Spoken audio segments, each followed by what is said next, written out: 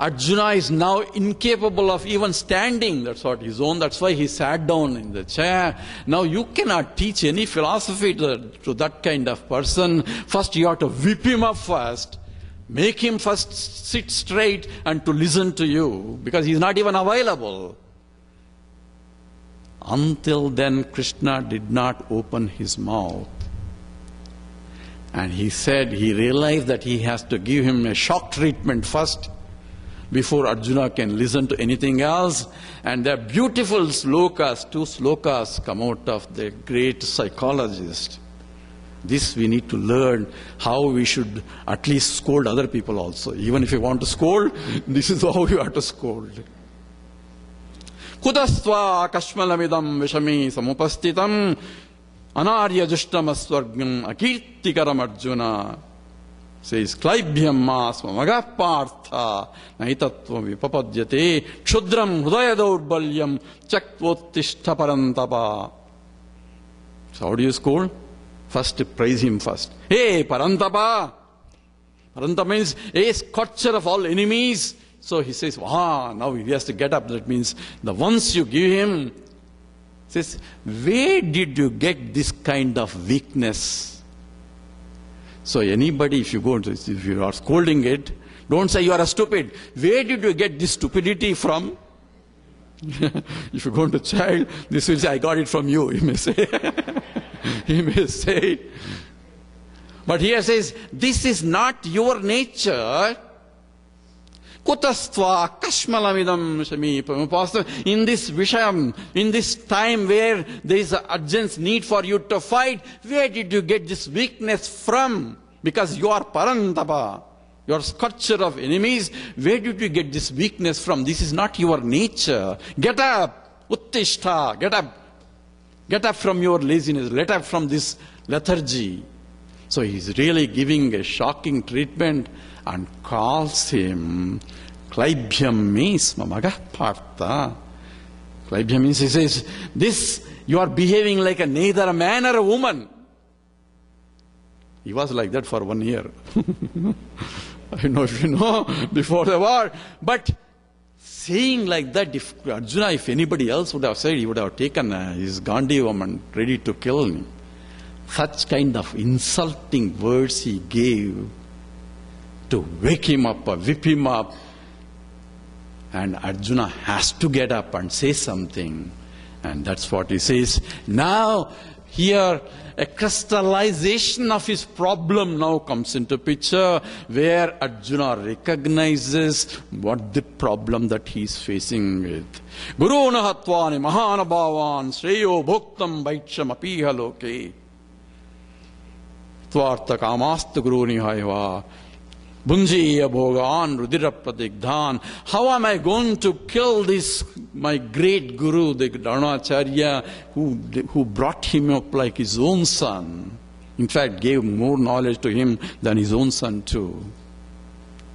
And his own grandsire, Bhishma, in whose lap he grew up with all, listening to all the stories and so on and so forth, and which great love for him.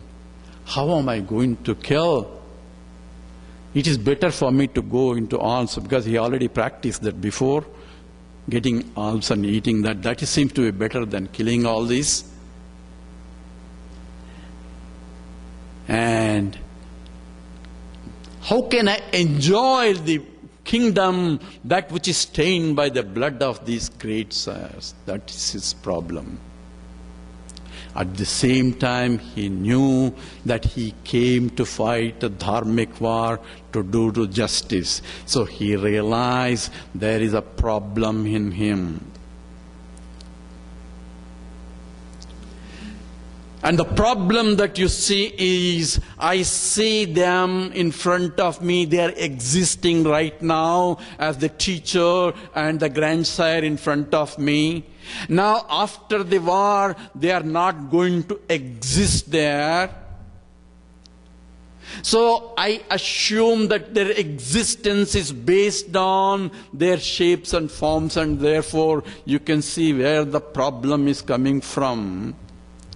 I am associating their existence in the universe with the body, mind, intellect, that I am seeing them as they are. Without the BMI, the body, mind and intellect of those gurus, they do not exist anymore, because that's what happens if I kill them. You follow where the problem is now?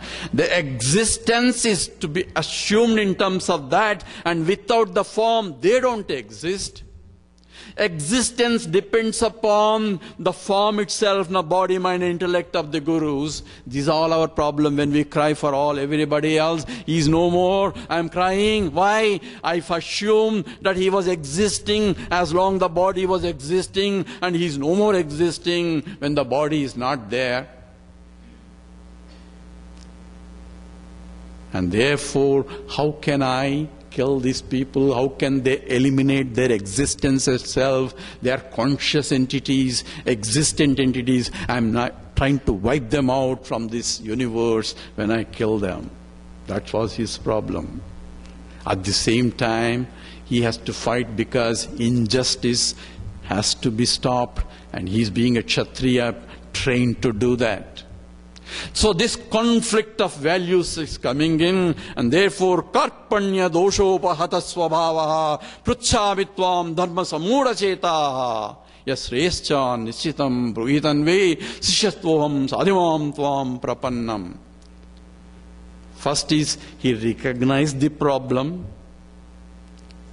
recognized that he is not able to solve the problem by himself. He knows there is a conflict of what is right and wrong. Therefore, I am not able to decide dharma sammura chetaha. I am not able to decide what is the right thing to do here. There are people, I am going to eliminate them in this world by killing them. At the same time, I had to fight in order to fight against the injustice. So I do not know what is right, because of my mind is not able to think karpanya dosham. I'm not able to think clearly because it's become miserly in thinking itself what is right and what is wrong. And that is the recognition of the problem of a jiva, that I cannot solve the problem by myself as I see. So what is the solution? I had to go to someone else who can help me to solve the problem. If my mind is not able to solve the problem, I had to approach a teacher who can teach me to solve my problem. That's exactly his picturized here. This is what Arjuna Sharanagati itself, surrendering to a teacher. Yasrescha nischitam bruhitanve sishyastvoham sadhivam tvam prapannam. I am prapanna. I am the one who is disciple to you. I am ready to be disciplined. I am your sishya. Siksha yogyata, that I am. That means I am ready to be disciplined. And please teach me that which is not convenient, that which is not just for teachings like, yes, Shreyascha, Nischidam Bruhitanve. Please decide what is right thing to do that gives me, in the long run, the goodness, the auspiciousness. Please teach me what is that. So for us, here is an example given, an illustration where ragam, sokham, moham, once I recognize this problem where my attachments, I'm suffering as a consequence, and therefore I'm deluded, and that is causing me the samsaram, the samsara, the one that I'm dealing with continuously, this problem, that problem, that problem. Everybody says I have big problem. Anyone asks, how are you, sir? You will give a big history. If it is in India, they go on and on and on. The other fellow is waiting when he's going to finish so that I can start my samsaram. Here it is, hi, fine, I am fine. That means he is not really fine, but he doesn't want to discuss his samsara with you. But everyone is having the same problem. So what should I do? Only when I can recognize the problem, that I have a problem, then only I go and try to see where the solution to the problem is. If I don't recognize at all, the life is going on and on and on. Even if somebody tells there is a Bhagavad Gita camp is going on, oh, I'm too busy, I don't have time, because what means I have to be involved in the samsara more. That's what I mean. Why? I cannot have that vision unless I have ragam, sokam, tapam as a result of it. The burning desire to recognize my problem, then only I can go in search of a solution to a problem. And that's exactly what the picturization here by Arjuna Sharanagati. Until he surrendered, Krishna didn't open his mouth, other than scolding him so that he can at least surrender.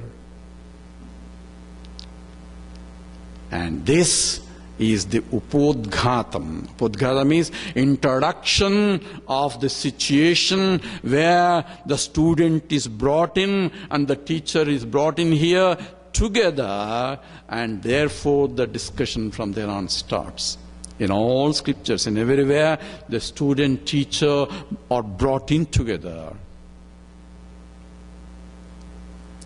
As therefore, introduction of the situation where the student has not recognized fully what the problem is in terms, other than in a skeletal way, he doesn't realize that existence cannot be eliminated if we eliminate the body, mind and intellect. Therefore, Krishna starts with the Big Bang, with a statement, and this statement, the first statement, provides you the whole scenario of whole Bhagavad Gita itself, what it contains. So, Sri Bhagavan Uvacha, Asocyan anvasochatvam prajnavadamsa bhashase gadasuna gadasumcha nanusochanti panditaha. In this statement, Krishna says, Asocyan anvasochatvam. You are crying where there is no reason for you to cry. This is the first statement. This is not for Arjuna, for all of us. This is the Gita Upadesham. So whenever we cry, first remember this sloka. Asocyan anvasochatvam. I am crying where there is no reason for me to cry. So if anybody is going, go and tell him, Asocyan anyasochatvam. He will hit you with a stick and make you cry. And tell you the same thing, Asocyan anyasochatvam. Krishna told this to Arjuna after he surrendered. Sishyatvyaham sadimam tvam prapannam. Only those who ask for advice, then only you can tell. Because we go on giving advices all over the people. That's why Swami Tejo Man just sent in, please don't advise me how to take rest. I'll be taking rest if you don't advise me. Why? Because we are ready to give advices to everybody. Krishna teaches, don't advise unless you are requested for. And what's the kind of advice? It says, you are crying where there is no reason for you to cry. Just now he gave you reason, but that is not a valid reason, because Arjuna, Krishna is going to say, Nana sochanti panditaha. Panditaha, those who are pandits, do not cry when they see these problems or when they face these problems. So you are crying where there is no reason to cry. That's the first statement of Krishna. The whole Gita will start coming into this. All our samsaras, all our cries, all our problems, there is no reason for us to cry. This has to be remembered. Under what conditions? He specifies next immediately. Na anusochanti panditaha. The panditaha, those knowledgeable people. Panditaha means those who are atma jnana nishtha. That's what Shankaracharya says. Says those panditaha, they don't cry. Why? Because They are Panditas. So if I don't have to cry, if you don't have to cry, what should I have to do? Become Pandita. Solution is given. Right there. So the whole Gita now emphasizes how or what makes me not to cry, or what makes me see that there is no reason for me to cry under any circumstance. Follow now?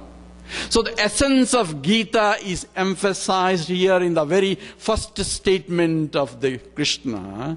He says, what is the reason? There is no reason for you to cry at any time, under any circumstances. Why? Because the knowledge of people will never cry under any circumstances.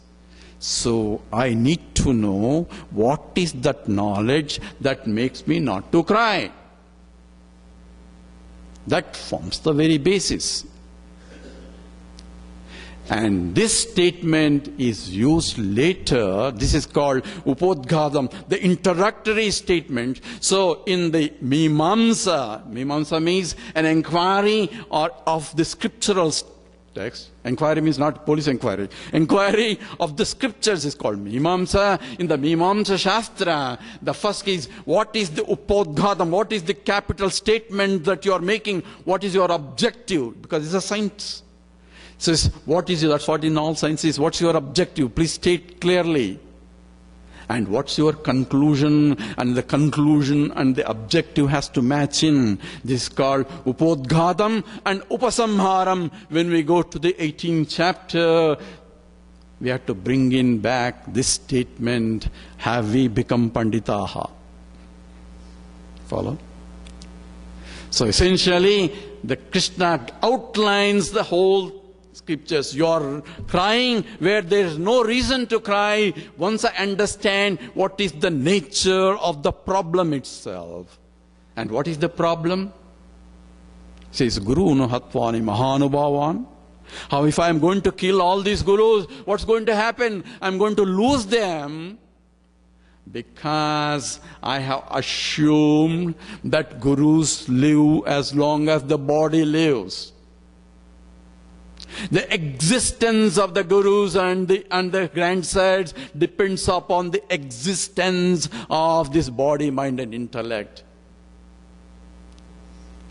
And therefore, the whole problem Krishna brings in is Atmajnanam, the Panditas that we are talking about. What is that knowledge they have that makes them not to cry?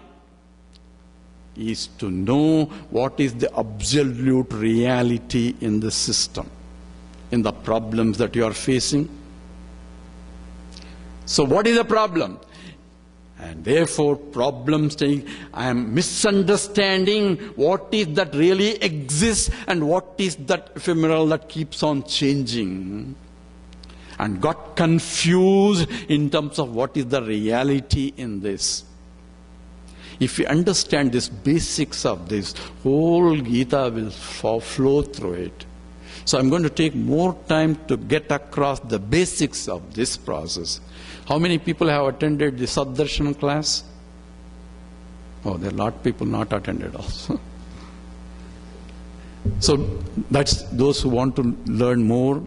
The very first sloka of Saddarshan, please listen to that tape. It tells you the whole aspect of it also.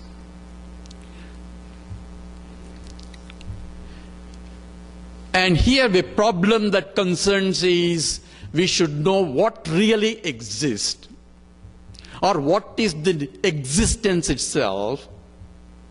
You're all existing, right? Yes or no? No? Yes.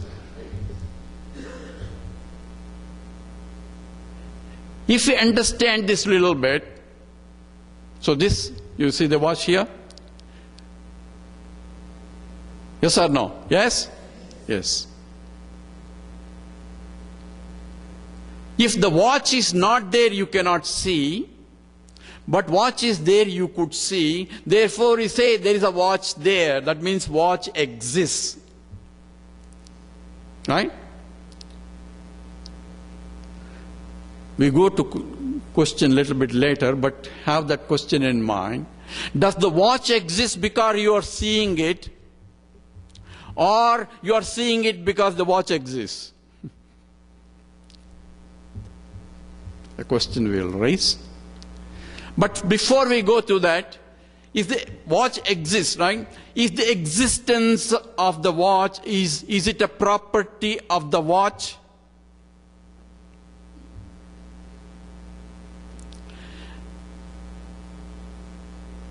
Is it a property of the watch? No. Then where is that existence in the watch? Is the existence separate from the watch, or is it part of the watch? Is a part of the watch? Just now we said it's not a part or a property of the watch. Because if the existence is part of the watch, what is outside the watch? The table exists. Is the table there existent or not? It exists. Is the existence property of the table? No. Is existence property of the watch now?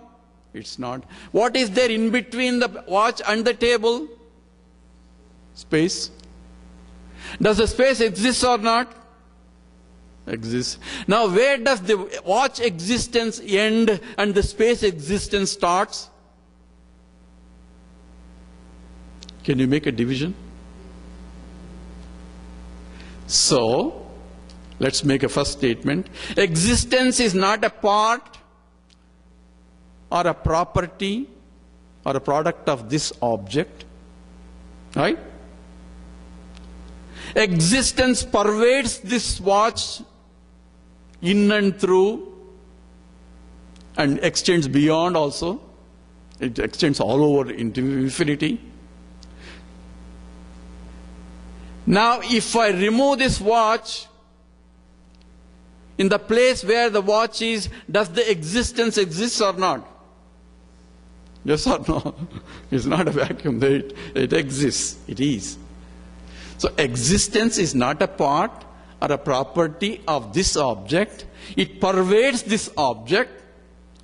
Even if I remove the object, existence still exists. Existence can never be removed. He's going to tell all that in this slokas here. That's why I'm telling you, I'm not wasting time. Therefore, does the really watch exist or exist? The watch or existence accommodate the watch in the sense that the existence provides the existence to the watch. You are getting that point?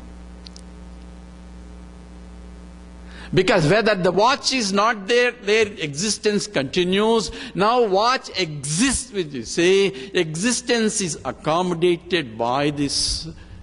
His existence is accommodates, and existence accommodates this object. Existence can never cease to exist. That's what is this? Sloka nasato vijjate bhavo, na bhavo vijjate sataha.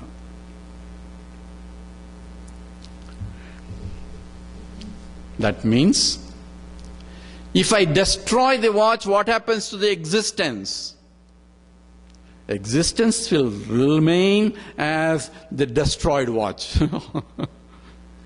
I can make anything, whatever I can make a pulp out of it, pulp exists. So anything is existence is there only because the existence is there in the watch form, therefore I can see the watch. Clear? So existence can never stop at some point and then say there is something else beyond that. If there is something else beyond that, that something else has to exist. Therefore, existence has to be infinite. Clear?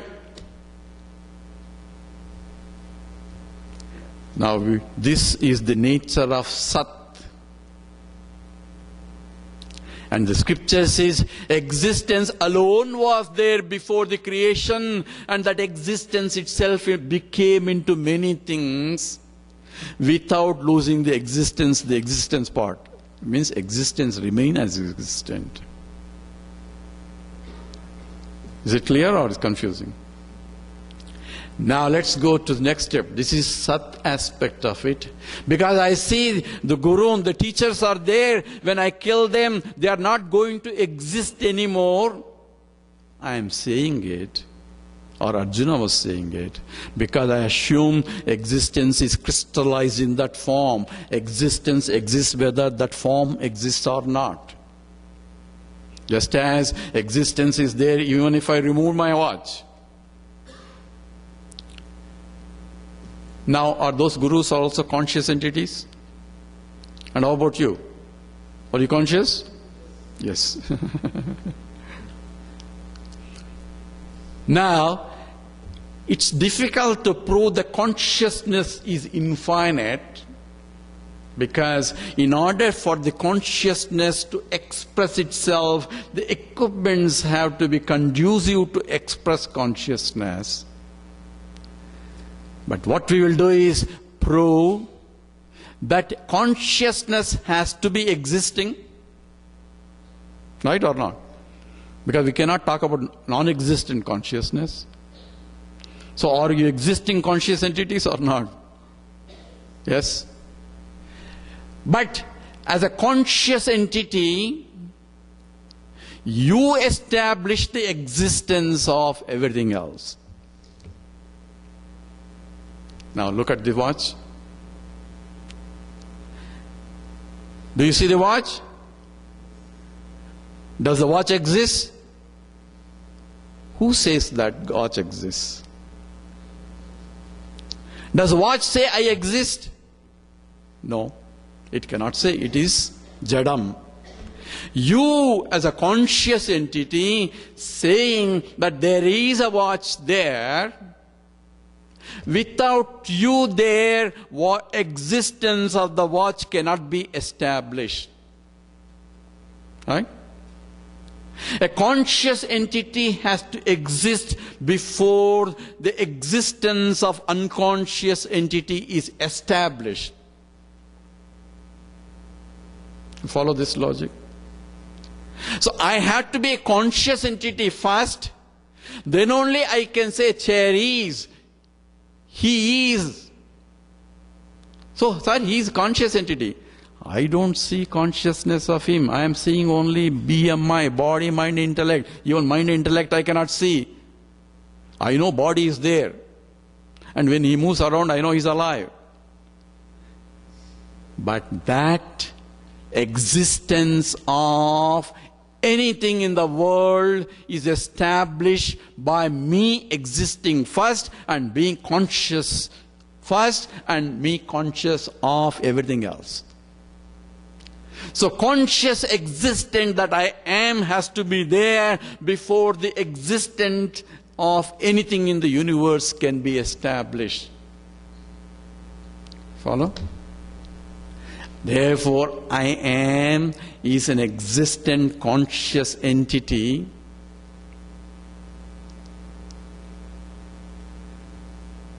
You are existent conscious entities, right? No doubts about it. But we are taking unconscious entities I am.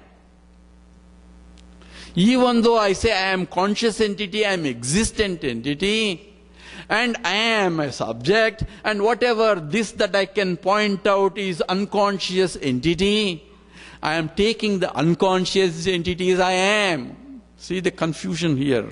That's what is moha is. Delusion is taking unreal thing as a real and forgetting the reality. What is I am real? I am existent conscious entity, but this is an object, is an inert thing, but I am taking I am this body. That's what his problem is. I am going to kill these gurus. What is it? This body, mind, intellect, which is nothing but inert entities, and taking that as a conscious entity itself.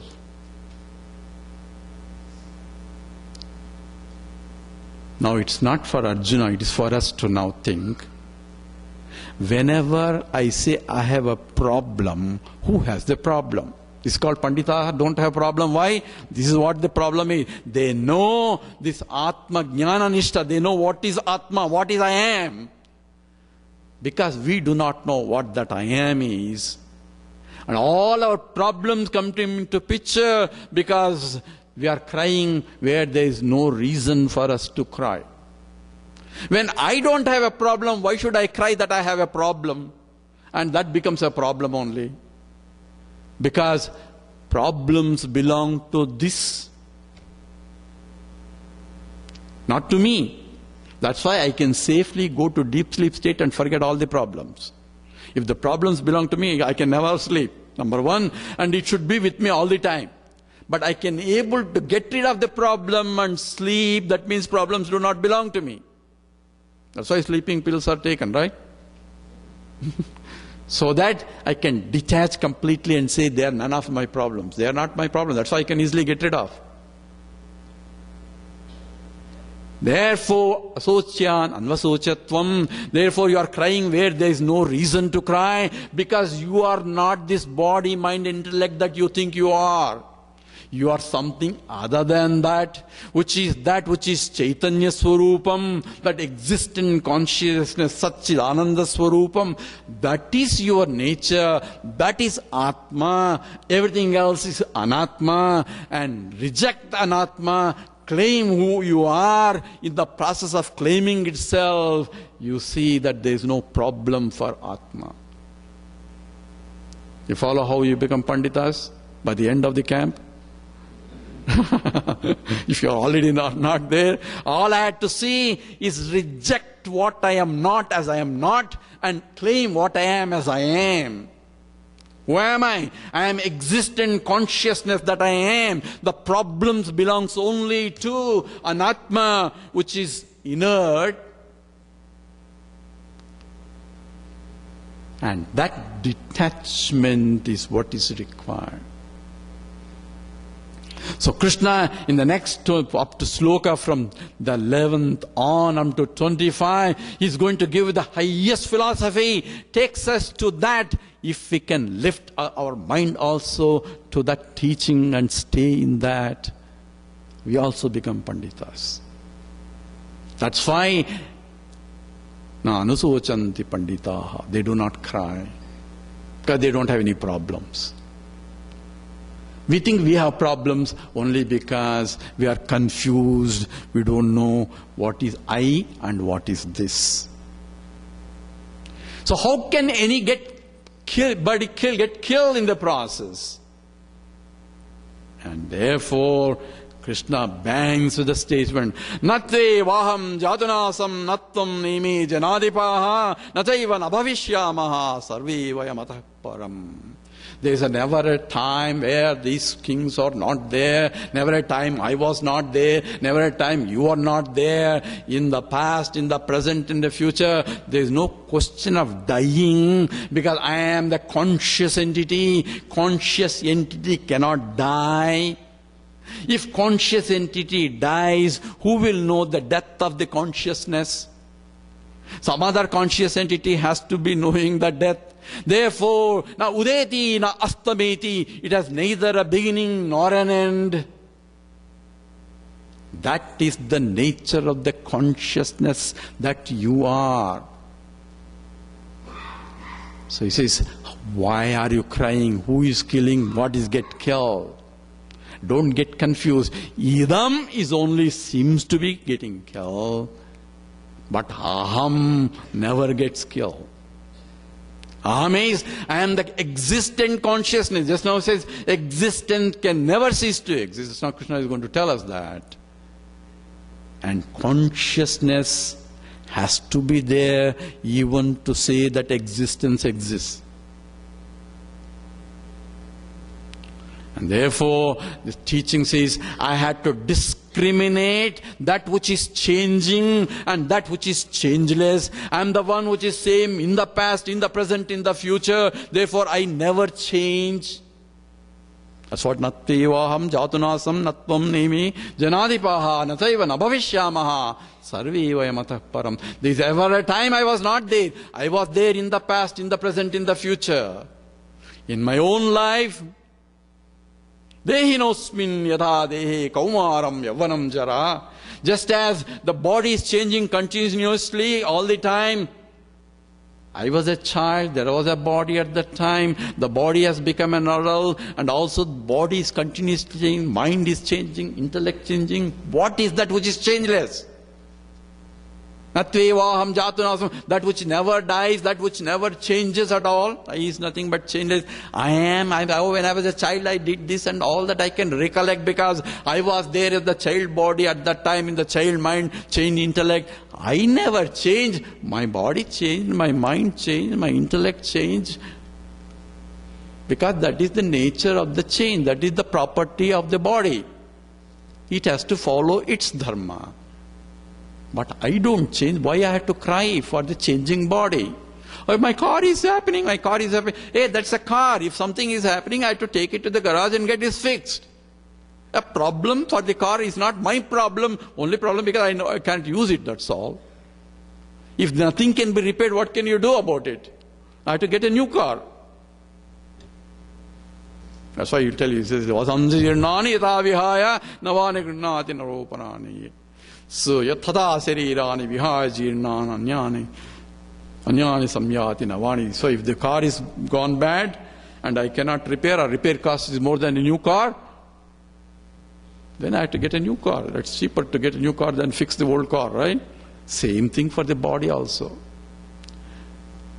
So therefore, nasato vijyati bhavo nabhavo vijyati sataha ubayora vidushtanta tanayo tattvadarshi. These tattvadarshi is nothing but the panditaha. Says, what do they know? That which is non-existent can never come into existence. That which exists can never cease to exist. Therefore, it is eternal. Law of conservation is absolute here.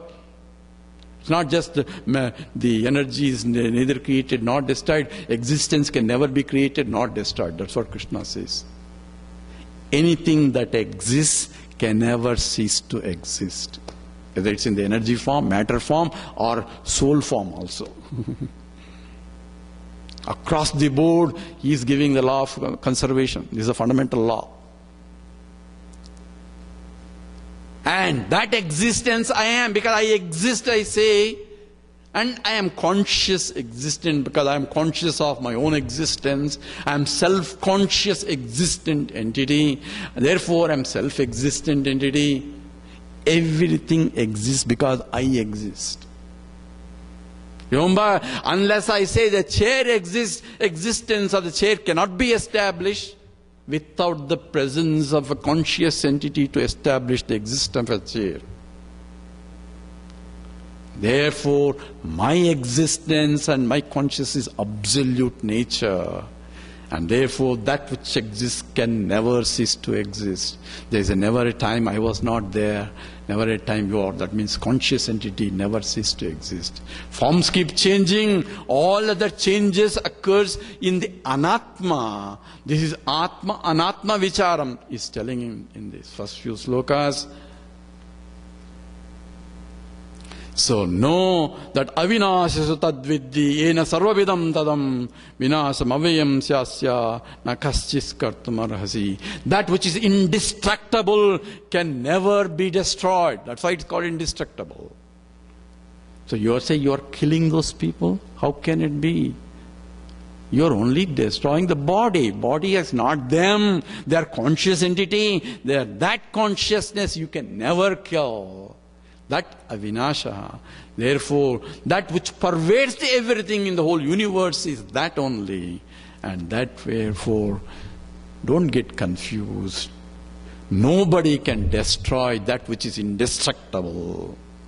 Vinasam avyam sasya nakaschit kartum arhasi. There is no one who is capable of destroying that is indestructible at all. So how can you say, I'm going to kill these people, or they're not going to be there? So, najayate mriyate va kadachit nayam bhutva bhavita va bhuyaha ajo nitya shashvadoyam purano na hanyati hanyamani sarire. When the body dies, it will never die at all. Therefore, whatever death is only for the BMI, which is only the body, it has no more purpose for it to serve in this life. Therefore, it is taking a new body, and that new body lives through. When it is not useful, it drops this, just like we change the clothes. Vasam sirnani yatha vihaya navani grunhati naroparani tatha sarirani tu. Just like we take out the old clothes and put the new clothes, we drop out this body also, because it is acchedyoyam adakyoyam akledyoyam soshanta nityas sarvagadastanu achaloyam sanatha. It cannot be burned, it cannot be wet, all that, none of the properties that you think of cannot be done. And here Krishna says, this important part is that you think you are limited. It is Nityaha is eternal. Sarvagataha, it is all pervading. That means there is no place where it is not. Sir, I thought I am only sitting here in this hall. I didn't know that I am there also. Here there are concepts of the mind. I as a conscious entity is all pervading consciousness. Just as the space is all pervading, but I say this pot doesn't have enough space, or this hall has only put so much it accommodates. It has a limited space. We are giving the limitations to the space because of the walls surrounding this hall. You are superimposing the limitations because of the walls that are putting to the space, but space is limitless. You cannot divide the space. Acchedyoyam, you cannot cut the space. You cannot burn the space. You cannot wet the space. Yet, we say, I have, my house is limited, I have limited space, your house is bigger, and all those problems we superimpose. I don't have enough space to accommodate you. What is my space, your space? I am looking at the upadhi. Upadhi is the equipments, the walls surrounding this hall, and say, this is the space. But that which is the total space is infinite. Therefore, sarvagataha, the space is infinite. You are for your transactional purposes. This is my house, the other fellow says that house, and so on. You are only dividing for transactions. But the truth is, space can never be divided. Even the walls are in the space only. Therefore, sarvagataha, it is all pervading, that which is unmovable, because where can it move if it is all pervading? There is no place where it is not there for it to move. Therefore, acharaha, this sanatanaha, there is no beginning for its eternal presence of that consciousness, that I am. Now, asocyan, anyasochatvam. Is there a reason for us to cry? If I understand that I become a pandita, and therefore that has to be clearly, and that is what is the nature. I want to know who I am. You cannot know who you are. Why? Here it says, avyaktoyam achinchoyam avikaryoyam uchyate tasmad evam viditvayam anusochanti marhasi. It is avyaktam. It is not an object for me to know I am this. So it is not for me to object. I am the very subject. How am I going to know? That has to be clearly understood. And I can know by how does the space in the pot will know that I am pot space?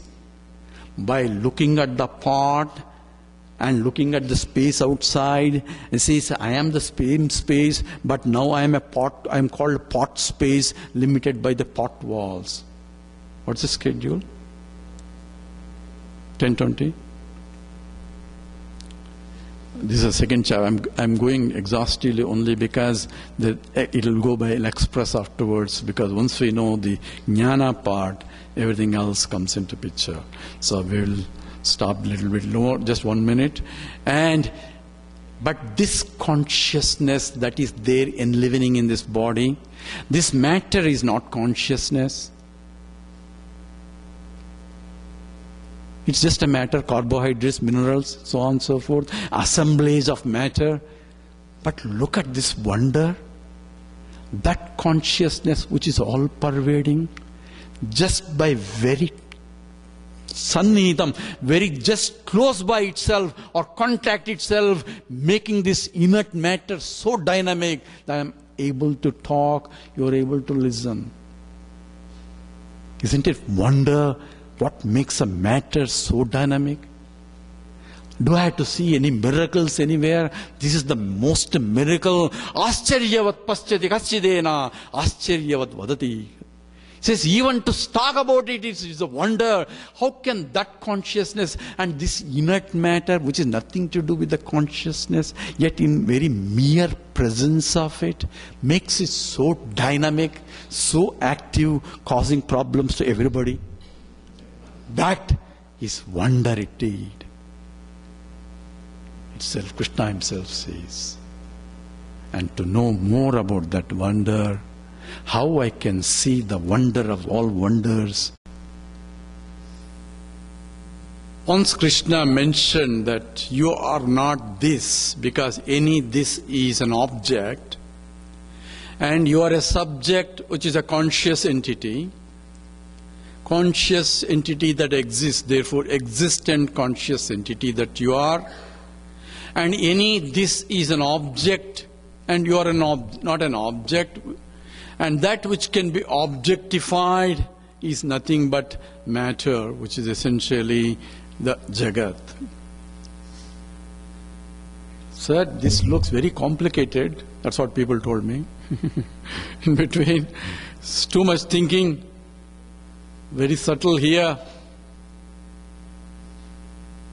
And Krishna recognized that problem. Says the problem is we are so much used to thinking that I am this body, it's difficult for me to think that I am not this body. Neti says I am not this, I am not this. It is difficult to say, I can say I am not this carpet, I am not the chair. It's easy for me to say I am not the chair, I am not the carpet. It's very easy. But when it comes to body, with all the pains and pleasures and so on, it's difficult for me to say, I am not this body. And that problem is universal problem. The reason is I am used to thinking that this is my body, which is different from your body. So how do I grow out of this? And for that, I need to prepare my mind so that when Bhagavad Gita taught again the first few slokas, it will immediately sink into their mind. So the problem is not problem of the philosophy. Problem is my mind is not tuned to thinking in that direction. So how do you prepare my mind? For anything you need a prerequisite. And we need a prerequisite for this also. And what is the prerequisite? I need a mind subtle enough to absorb this or to understand this. I need to discriminate here what is the existent conscious that I am that is separate from existent that this is. And for that is what is karma yoga comes into picture, where I had to purify the mind in by performing action, by yoga of action. That's what Krishna introduces now. And before that, like a salesman, he says, even if you do little bit of this karma yoga, it will take you a long way. Neha vikramano nasti pratyavayo na vidyate swalpam apyasya dharmasya trayate mahato bhayat. Even if you little bit doing this will take you long way, because